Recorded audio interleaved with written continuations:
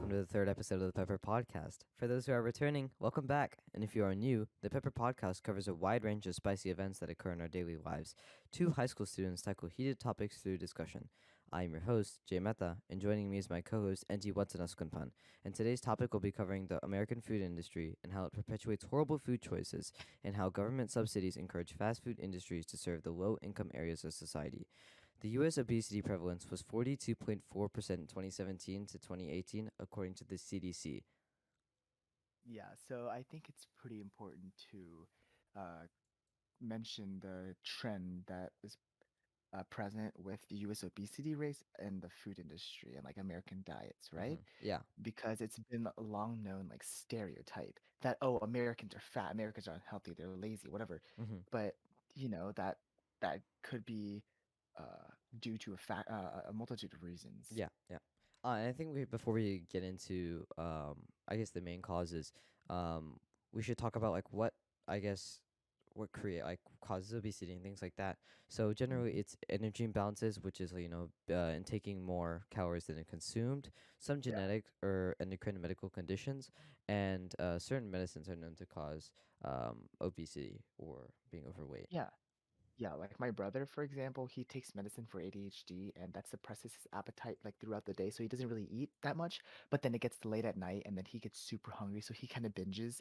And so like uh I've seen research published that said like eating so a lot late at night especially hmm is pretty detrimental, more detrimental than eating a lot throughout the day or even eating a normal amount of food throughout the day because he's the medicine suppressed that appetite.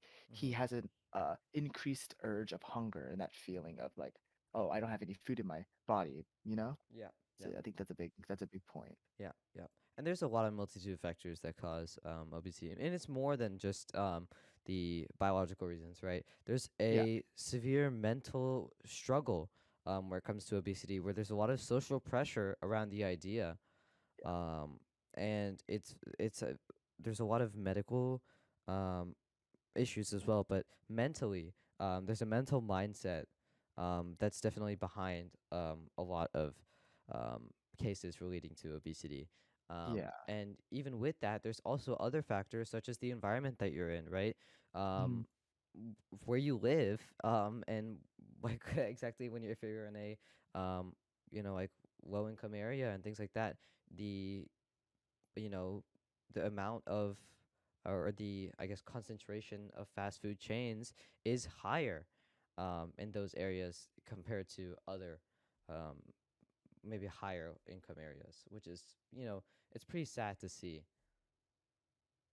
Yeah, and like for example, according to ncbi.gov, um, poor neighborhoods had a higher proportion of fast food outlets than wealthier neighborhoods, with the poorer neighborhoods having 25.6% versus the 11.2% in wealthy neighborhoods. hmm And another correlation that could be made is because lower socioeconomic communities are dominated by people of color because that cycle of poverty that exists hmm within that system. Neighborhoods with a higher percentage of African Americans, for example, had fewer healthy food options than neighborhoods with lower percentage of African Americans, with the African American populations with a higher percentage being at 33.4% versus their 20.9% counterpart. mm. Yeah, so I mean, I guess that really just illustrates how um, it's a lot of there's a lot of factors that can go into um, like I guess obesity and things like that. And it's Mhm. not just a an easy issue that can be fixed. It's something that's very complex and difficult to tackle, which is very important to mention. There's also, I guess, age has to do with the prevalence of obesity Mhm. in the United States, which is also a big issue. Um, but I mean, like a lot, and also with race. I think you mentioned. Yeah. Um, but there's been a few ways that people have tried to combat these issues. I remember notably the New York sugary drinks portion cap rule back in 2012, I believe, Mhm. or 2013, where I remember like Casey Neistat video on this, where they limited the amount of sugar that New Yorkers could consume in Yeah. restaurants. But it was a little bit contradictory because there were certain loopholes around that idea where people could go to their restaurant, get their food, and walk by to next door to a 7-Eleven and get a completely, um, just the normal sized drink. Exactly. Yeah. So the regulation wouldn't apply to like drinks sold in grocery stores, like 7-Eleven, which are regulated by the state. So that was very difficult to implement because of that Mhm. loophole, and it was Yeah. eventually repealed. So I thought that was Yeah. interesting to talk about. Yeah, and like yes, that it's pretty interesting that you bring up that like the loophole thing and sugar, right? Especially like sugary soft drinks, because if I recall, the World Health Organization published a technical report 916 or TR 916, which stated that sugar intake should be about no more than 10% of calories of your daily diet, and that the main culprit of obesity and weight gain and unhealthy lifestyles, stuff like that, is sugar, not fat, which in the 1970s, 1980s, 1990s, fat was falsely blamed for Mm-hmm. causing an increase in weight, whereas more science has come out that says that it's not fat, but it's sugar. Mm-hmm. But Yeah. uh, after that, the technical report 916, Senators Larry, Craig, and John Brooks, they actually took this to Congress and told them that the WHO had to stop research on this Mm-hmm. and had to stop publishing and take out the sugar level recommendations from the future publications, because that that those sugar levels actually would be a huge detriment in attacking the sugar industry, the food Mm-hmm. industry, the soft Yeah. drink industry, you know? And so since the WHO gets like approximately 406 or 460 million dollars from big food in America alone, Mm-hmm. it's in their best interest to work in an Yeah. economic mindset Yep. and to comply, Yep. or else they won't get that funding. Yeah. Yeah, and I agree. Sometimes it's less of the fact that it could be correct data, but I guess the overall consensus is or effect could be negative, and so um, in order to prevent catastrophic events for these research facilities, it's in their best interest to follow regulation. Um, Yeah. I guess that's interesting how we can bring regulation into this. But I guess another thing we can go off of is like about how like Michelle Obama and the Obama administration have partnered with Hmm. big food companies. Yes, yes. Yeah. So, what you're talking about, I believe, is like the My Plate Mm-hmm. standard, Yeah. where it's like half vegetables, and then I had like the portion Mm-hmm. sizes.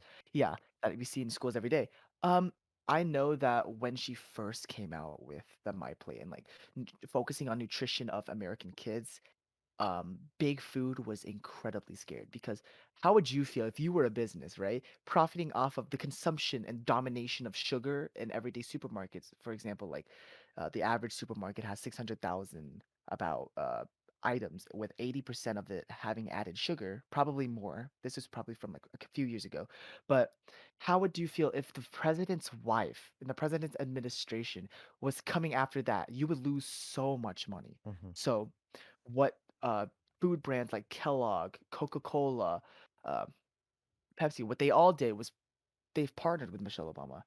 And so I recall a claim on the news or an interview that was like, in 2015, we're going to be cutting 1.5 trillion calories from all the supermarkets uh, in the US in 2015. Mm-hmm. But when we do the math, right? Yeah. That's on average a reduction of 14 calories per child per day. That's like a bite of an apple, a bite of a bar or something. Yeah. Yeah. Like that is a Not negligible even. amount. No, exactly. And like like while 1.5 trillion is meant to look like a big number, the the Obama administration, what Michelle Obama eventually had to compromise, was that they had a few choices, that they had to change the recipe of the food to Mm-hmm. make it healthier. They had to introduce newer, lower calorie, healthier, like reduced fat, which is the term that they like to use to appeal to, say, mothers and parents of America, that they think that that food is healthier, which it really isn't much healthier than their original counterparts. Mm-hmm. And so I remember the reporter asking a question like, "So you're not really taking off food items?" Mm-hmm. And then Yeah. the leader of this the movement, I forgot her name, but she was like, no, but we're introducing healthier alternatives that mothers can, or she used the word term mothers, I just use it loosely, Mm-hmm. that mothers can choose for their children to be healthier and be in a healthier mindset and be lead healthier lives for their children. Yeah. But when we actually look at the ingredients, what they lack in fat, they make up in artificial sweeteners or just pure sugar. Exactly. And that sugar, right? Mm-hmm. It's it's overall incredibly detrimental and it's hidden under so many labels. Mm-hmm. Yeah. Yeah. Yeah. Artificial, and they can Mhm. hide it under a lot of things, and so Yeah. there's not a lot of transparency when it comes to that subject. Mhm. But another thing to go off is like being obese can also increase your your risk of developing many potentially serious Mhm. health conditions, including type 2 Yeah. diabetes, high blood pressure, high cholesterol, atherosclerosis, where it's basically where like fatty deposits narrow your arteries, and which can Mhm. lead to coronary heart disease and stroke. This data is from the NHS.UK. But also, again, going back to these like governments, and especially with race, like the prevalence of obesity is lowest among non-Hispanic Asians adults, which is 17.4%, Mhm.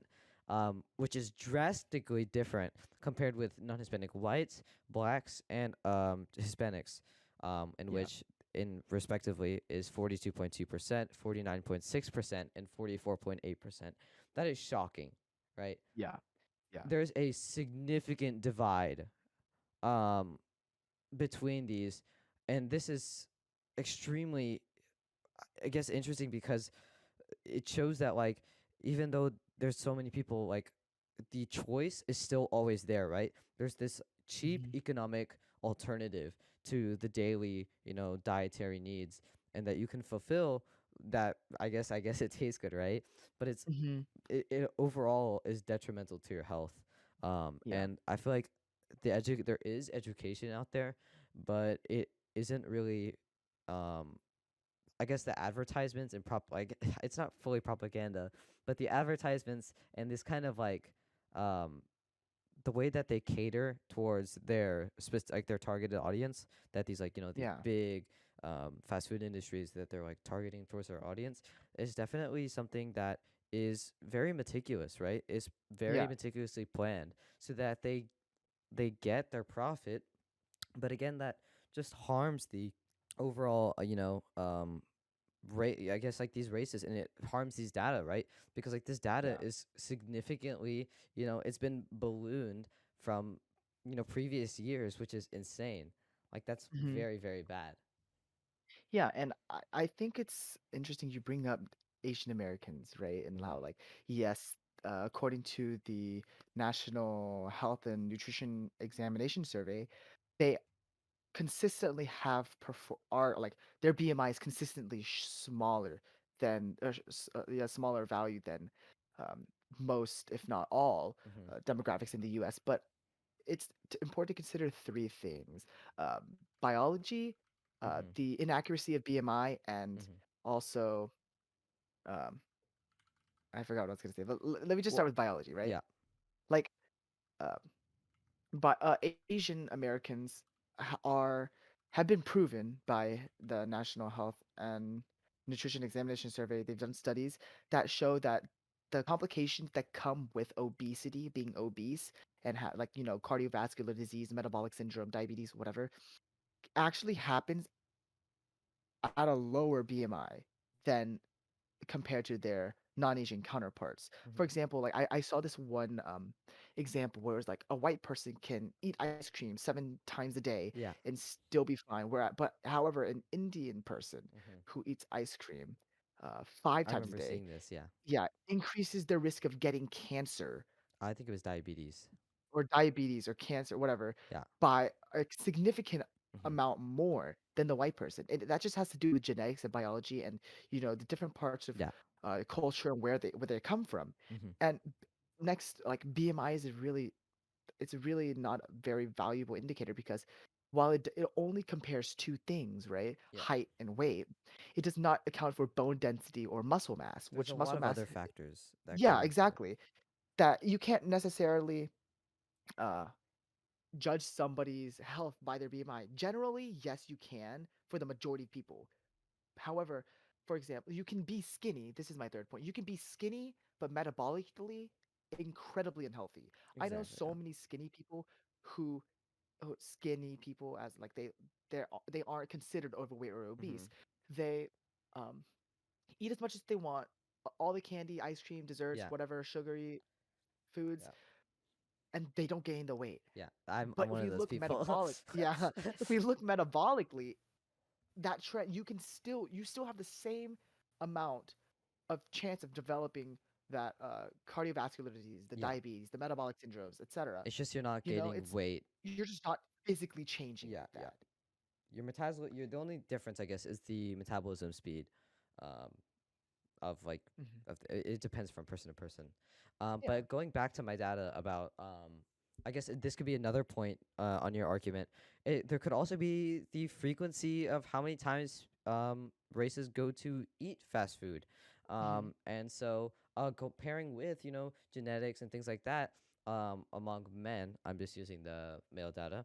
Hmm. Fast food, but the percentage of men who consume fast food was higher among non-Hispanic Black adults, which was 41.8%, compared Yeah. with Hispanic, which is 35.2%.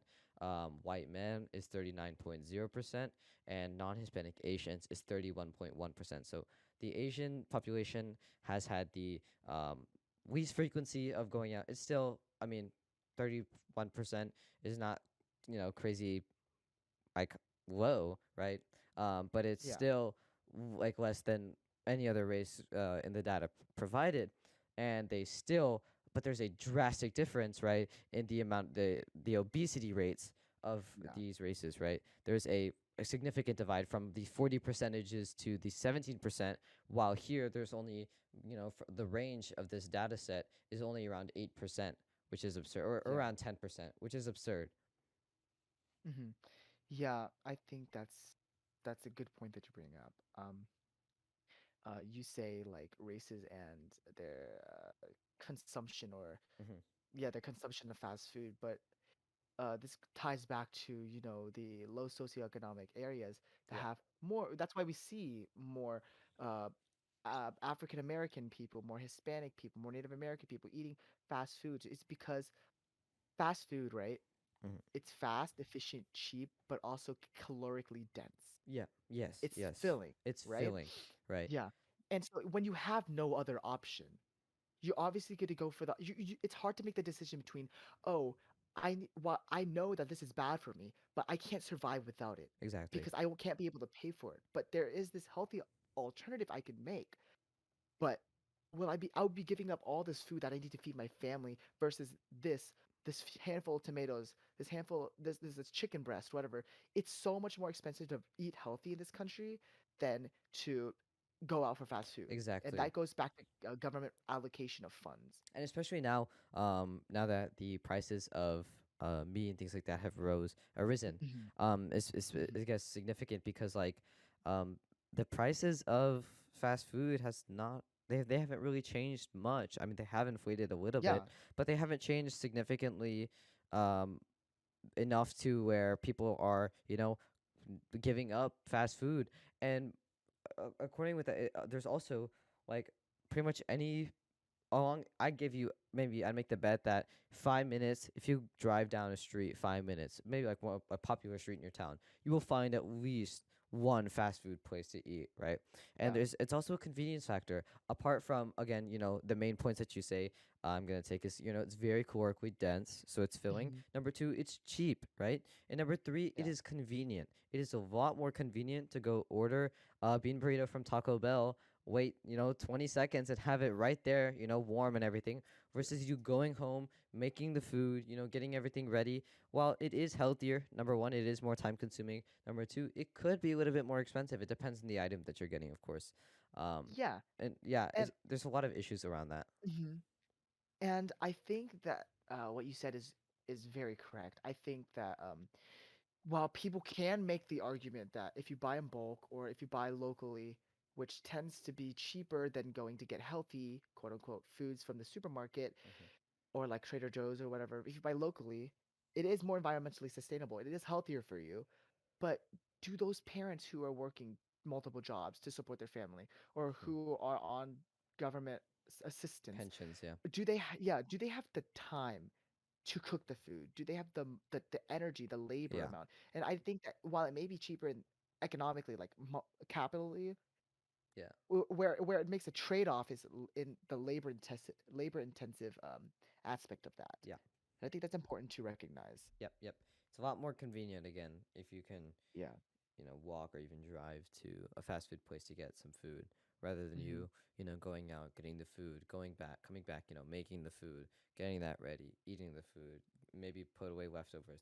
There's a lot more aspects to making your own food than there is just getting at the supermarket. But then another factor is culture, and I feel like we haven't really gone over this factor yet. But there's a big culture around fast food, and fast food is definitely a staple part in people's diet. I don't know about you. I eat fast food at least maybe once a week, twice, like once every 2 weeks, um, Hmm. or maybe even twice a week. Depends on the week, of course. But there are people who consume more than me. There are people who consume less than me. But it's very rare for you to see someone who says like, I know I've given up fast food. I know somebody who has given up fast food for the past 7 years, and they said like, I feel so much better. Hmm. Um, but again, it's so difficult to realize that once you're caught up in this culture and this idea. Um, Yeah. Again, with the convenience factor, the cost factor, things like that. Once you step back and you take some time to just um, to eat, good food, without, you don't eat fast food and things like that, you Yeah. truly realize like, wow, this food is not good for me. Mhm. Um, so there's a big difference in that. Yeah. And I think that, like, you know, just cutting out fast food, Hmm. yes, personally is a good choice. But there are definitely multiple possible solutions that uh, everyday people can work towards to improve food insecurity in this country, as well as the access to whole nutritious foods Hmm. for more people. Like Hmm. if we can vote, right? Vote Yeah. for policymakers who believe that food's a right, not a privilege, Hmm. right? Food is a right, not a privilege, so that we can get food from local growers, support them with our dollars instead of supporting giant corporations who um, exploit farmers. Yeah. And I Yeah. watched this documentary, right? That it followed multiple farmers in the dairy industry, in the Hmm. chicken industry, uh, that showed everyday life and the struggles and the pain that they go through, Yeah. and how misleading that all the labels are on the supermarket foods, and how much they actually get ripped off because they actually have to compete with other people, and if they don't make it, then the Yeah, the they're gonna go government out of business. Yeah. the government or big chicken, I think that's what they call it, the big chicken, they just say like, oh well, that's your problem, you know so it's not fair to the farmers, it's not fair to the animals, right? It's not fair to Hmm. us because we have no idea. And it really was a mind-opening experience. So like I think that if we could spend our dollars for to support local growers Hmm. and not food corporations, and cook at home with your family if you are able to, right? Yeah. Because definitely some people aren't able to, and vote for people who believe food is a right and not a privilege, Hmm. that can kind of enable like us to be able to kind of like source the food from get the food from where it's sourced, like around there, Yeah. because it's been proven that that has helped food access to people everywhere I think I in the want to US. clarify something that you're talking about. Food, I think, I guess pertaining to the topic of obesity, it should be healthy food, right? Mhm. It cannot be because vegan food can still be very unhealthy. Yeah, exactly. Like I guess people don't, there's also like an understanding that feel like that like there's a correlation between vegan vegetarian food and healthiness. There is not a like typical correlation. I mean, there is a general idea, that vegan food and vegetarian food is healthier, which it is in some aspects, right? You don't have Hmm. your red blood and things like that. You're consuming less Yeah. cholesterol, things like that. But you're, I guess, like there can be, fried food. Like fries are vegan, but they're not healthy. You know, um, so it's this idea that, and again, this ties back to the culture aspect. We've created a Hmm. culture in which we've um we've almost like pedalized, we've like idolized, we've put Mhm. like fast food on like a pedal step that shows like these Yeah. people um are heroes because they've provided like our citizens with food that they can eat. And again with these commercials, Taco Bell ads saying they have these new things, and then McDonald's, there's all these, like there's all these ads and things like that that they're very purposely targeted towards people Yeah. who, um, well, especially in low income areas, um, Mhm. there are very, Because yeah, yeah, they know they can get the business out of them. exactly, yeah. Yeah. You rarely see, you're more prevalent to see ads of like fast food restaurants in lower income areas than in like in urban cities. Yeah. So Yeah. there's there's a um, you know location based culture. There's like internet, like net based culture, where I mean you see like ads on TV, ads on Yeah. in TikTok, and all the social media Mhm. platforms. They're specifically targeted for a reason, and those have been extremely detrimental. Yeah, and speaking of specifically targeting, for example, McDonald's. They have Ronald McDonald and all the cartoon characters. That's specifically targeted for children. As much as they want to claim that, no, he's just here to inspire, which is literally what they said, that Ronald McDonald is there to inspire and be a good person. No, it's a marketing tactic Yeah. to appeal to children. Or like sugary cereals, for example. Captain Crunch, Cinnamon Toast Crunch, Reese's Puffs, they all have cartoon characters and they're all colorful in design. And that is a marketing tactic to appeal to more kids to buy more, buy more, buy more. And for example, like I think that that is pretty criminal in and of itself. Yeah. Like example is Mexico. They if you go to the supermarket, if you go to the cereal section, Hmm. it's all generic looking cereal brands, boring looking, but it's in Spanish that it's what the cereal is. It could be like Cinnamon Toast Crunch, but it's boring looking. And that's because the Mexican government made it illegal for companies like that to pass market to children like that because they felt that that was morally wrong because you're Hmm. exploiting families and children to make an unhealthy population. Yeah. And I think Uh, that's pretty important. and I believe there's a town in Mexico. I remember seeing something about this. There's a town in Mexico, I believe, that had the highest obesity rates, specifically because they drink a lot of sugarcane cola, Coca Cola, Mhm. and they can't get enough of it. And there's no real regulation on it. And so people are just chugging away without really. I mean, they are seeing the effects eventually, but there's no Yes. real formal education that shows how this is very harmful. Um, you only feel the pleasure effect of drinking your that soda or the sugar, because like in the Mhm. moment of you eating this food, it's great, generally it's great, but later, you might feel the after effects, and that could be later, could be is very, it's up to each person, things like that. Later could be described as tomorrow, or we can even describe this 10 years later in the future, where an accumulation of this food has destroyed, Mhm. or like destroyed like enzymes or things like that, and has like Yeah. disrupted your colon and things like that. So Mhm. Yeah, and when you say like long term, that made me think of instant gratification. And a lot of times, the sugar industry, the reason that sugar is so addictive is because it provides that increased dopamine level, that instant gratification that your body and your that you feel, right? So like you had a um 200 calories in almonds hmm, versus 200 calories in soda or 200 calories in yeah, a candy bar, those are right? crazy to see. Yeah, exactly. And like because say almonds have dietary fiber, it takes longer to digest, longer to extract the nutrients in Hmm. that sugar and those calories.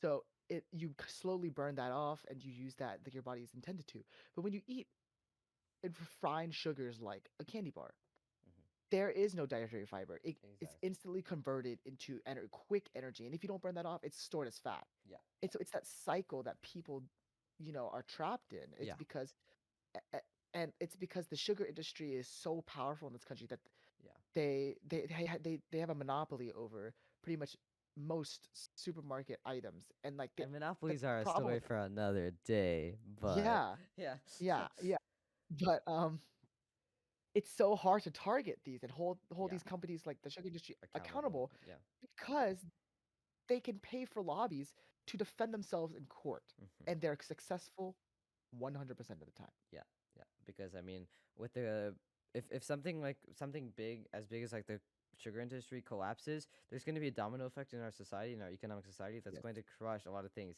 And so people Yeah. do not want to see our economic society collapse, and so they vote in favor Mm-hmm. of keeping these this perpetual cycle. You know, there's this big theme in the things we talk about. I feel like I mentioned the term perpetual cycle at least once every episode. But there's a perpetual cycle of of people that are Yeah. doing these things, and they're eating food, and then they're not realizing the effects of it, Hmm. and then they just keep doing it, and then eventually it'll definitely hurt in the end. No, exactly. And that's kind of why we wanted to make this podcast, especially this episode, Mhm. because we know that this information is pretty hard to come by. So Mhm. we kind of wanted to like, discuss this and do the research for you listeners. Yeah. So, uh, yeah. And I think that like, you know, if it's fixed, right? Mhm. The food that if when it's grown in less processed ways, less toxic ways, less Yeah. exploitative ways, unsustainable ways, right? Mhm. There will be less damage to the environment, and we will rely less on subsidies and imports of foods, right? Mhm.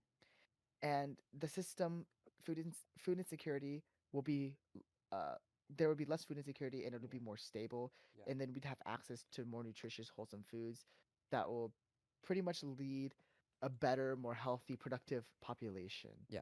Well, you were talking about the before about like the 150 calorie difference. I remember seeing a video about 150 calories of broccoli, and it was a big piece of broccoli. You know, like there was a lot of broccoli. Yeah, And then it was like 150 calories of like a chicken wing, and it was seriously, I kid you not, it was like one chicken wing, or maybe even like half. Like yeah, the difference in the quantity that of like calories that you receive in these things, are very different. Um, which is very interesting to see. Um, but also like there's problems. I guess there's solutions. Like I guess a lot of solutions that we can talk about, right? So solution A, more education, more formal yes, education is always something that can always happen. You know what I mean? If you hmm, educate more people, because been a I guess a surge in um like education about vaping and smoking, yeah, and that's a story for another day. But yeah, but you know how like there's good formal education, um but not fear tactics, but education is helpful. um yes, but then two, increasing the amount and of like healthy foods that are available at a cheaper price to our everyday citizens. There are people yeah, who live paycheck to paycheck that cannot afford to go healthy, right? So just introducing foods that are number one cost effective, and two healthier than your than the items that we have now. Getting those alternatives will help produce a healthier not only a healthier population, but a healthy um, economy and things like that. Because if you have more productive people, if you have healthier people, that's gonna increase the amount of productivity of your atmosphere, and you're gonna have more productive events, and you're gonna have a lot more things, a lot more innovation happening, yeah. which is always good. And I think that I have personal experience with this, but like eating disorders, right? Yeah. I think when you said like the difference between the calories in the one piece of broccoli and that chicken wing, to be honest, like the concept of counting calories, well, yes, for like very obese and overweight people, it could be a good like caloric deficits are good, right? Mm-hmm. They can result in weight loss and at a control, but it has to be controlled because I went down the spiral a few months ago, like I want to say June, July, Mm-hmm. for like 3 or 4 months in which that's all I could think about were calories. And it was Calories. such an unhealthy mindset. Yeah. Yes, I lost a lot of weight, but the mental strain it put, the constant hunger, the Mm-hmm. effects that it had, it's people have such a misconstrued concept of calories and that Yeah. higher means bad. But no, if you just eat a balanced diet, a wholesome, That's a so important. yeah, a wholesome diet, that's healthy and nutritious, Yeah. that does. has far more benefits than just like, restricting diet and being hungry all the time. I feel like that's the most important takeaway that we failed to Hmm. mention. Yeah. Having a healthy, well balanced diet is so Yes. important. Because you can cut calories, you can add calories. Because working out, is good for Yeah. cutting calories and things like that. But I mean, the most important thing is eating a balanced diet. You can make your calories for the day, but not receive a balanced diet. Um, I feel like that's so important. And I guess something that I challenge people to do is just try and, increase the amount of, if you're maybe low on something, like low on protein or something like that, add some more protein, get some more grains in, get some more fiber and things like that. Try to Yeah. create a balance. And there's apps out, like on Apple Store. I remember there's something called um, like my health app, or like there's trackers, there's health trackers that you can document the food that you eat, and it'll tell you the amount, the macros that you receive.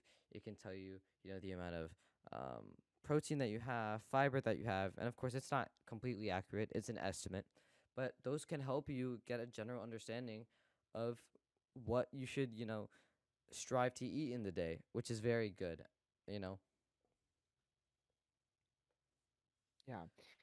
And yeah, it's like I think what a lot of Americans fail to realize is that like what they think that they're Hmm. getting enough of, they really aren't getting enough of. Like the Yeah, daily serving are like of fruit at least, he's like 5 to 7 servings, which that's a lot. that's a lot. And Yeah. like y it's easy to just say like, "Oh, you should be focusing on eating more vegetables or eating more fruits." Yes, like yeah, because fruits and vegetables have nothing but benefits. Yeah. Like dietary fibers, vitamins, minerals, you know. Generally, yeah. I mean, overconsumption of things are always Yes, not good, overconsumption of but everything is bad. generally, Yeah. yes, they are, of Mhm. course, good. Yeah. And I think that a lot of Americans don't realize is like they're consuming way too much sodium and Hmm. or like for example sodium. Like I saw this one cup of soup that said like, oh, one serving is um like 400 milligrams of I sodium. love those. Hold on, give me 2 seconds. I'm going to grab. I love that they have include nutrition labels. These nutrition labels you have to read meticulously because they include serving sizes and things like that. I'm gonna pull Sour Patch Kids and see how like the serving Yeah. size. And it would say like, for example, the cup of soup, one serving size has say 400 milligrams of sodium. However, if you look at servings per container, it's two. So when you eat the whole thing, thinking that it's one serving, oh no, you actually ate double the amount of You sodium you that you you're gonna talk thought. about exactly what I was gonna talk about. Yeah. So the nutrition facts are great for some people, but that's only if you read it, if you read it the right way. It's a little bit misleading in the fact that the calories are huge, right? But then you Mhm. also have to realize that it says serving size. So the serving size of this Sour Patch cookies or the candy is 12 pieces, so around 30 grams, and that's 110 calories, right? So if you're eating 2,000 calories a day, that's already 5% of your diet. But it Exactly. oh my god. So it it includes these 12 pieces of candy. 12 pieces of candy is 48% of the daily value of sugar. It includes Wow. 24 grams of added sugar and 27 grams carbohydrates, which is 10% of of daily fat, which is, I mean, like, I guess that, if you're it's I guess it's like a guilty pleasure, if you want to indulge in it, then that's good for but like these facts are absurd, right?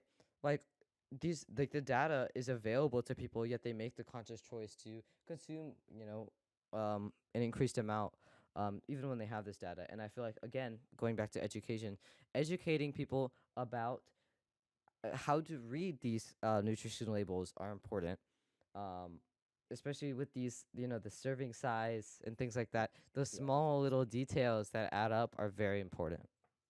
Yeah, and I have a question. When it says sugar, Hmm. what is the percentage that's given? So total sugars, it says 24 grams, but it says includes 24 grams added sugars, which is 48%. Okay, because what most companies do Mm-hmm. is the percentage that's like next to carbohydrates or sodium or total fat Mm-hmm. is actually the recommended amount that you should be getting. Say you had that Sour Patch Kids pack, and it's Mm-hmm. 40% total carbohydrates. That 40% means 40% of your carbs for the day are already gone in that one pack. But what most companies do that use sugar a lot, they don't report the sugar percent because they know that people will be looking for that, Yeah, and yeah, they don't want to report that. yeah. Sometimes they don't, and sometimes it's very sneaky that they do. The percent daily value, they it's not extreme. I mean, the general consensus is that it's 2,000 calories, but sometimes companies use the idea of 2,500 calories to Yeah. make their Hmm. percentages lower, right? So it makes it look lower It than it make really is. Yeah. exactly. So again, Yeah. education is very important when it comes to these things because you have to be able to read the fine print and really understand what you're eating. Um, but Yeah. I guess the most important takeaway again is eat a balanced diet. Um, Yeah. Make sure you enjoy what you're eating as well. There's tons of recipes out on the internet, and if you can't make food, or are limited in the amount of food that you can make Hmm. slash get, because if you live in like a food desert, things like that, that's fine. I understand. Yes. But try to do the best with what you have. If there's something you don't have, try to substitute it with another thing. Try to Hmm. make things work as much as you can, because Yes. although fast food is there, and it tastes good, bean burritos are great. um, they will take a toll on you eventually, and they definitely hurt. I can say personally, I've cut out soda and fried food from my Hmm. diet for around a year. Um, and I look back on it and I could definitely tell that I was unhealthy. And I feel that like it's important that like you realize, the changes that you're making. Like it could Yeah. even be something small, like, oh, let me go give up sugar for a week. That's very difficult to do. But Yes. let me give up something for a week, right? And then reflect. Reflection is important when it comes to like looking at like like what how did this change me, and like what like is this for me, things like that. And that's why Hmm. diets are so like they're more commonplace today. Like 10 years ago there were not that many vegan restaurants and things like that, but nowadays there's a lot more vegan but healthy options um Hmm. in our society. There's a lot more, which is nice to see, especially in the state of Tennessee. Yes, I agree. Balance and moderation is key Yeah. to a healthy lifestyle. Yep. Yeah. And with that, our discussion comes to an end. We thank you for listening and hope you'll stay tuned for future episodes. Don't forget to follow the Pepper Podcast on Instagram, Spotify, Apple Podcasts, and YouTube. Thank you. Thank you.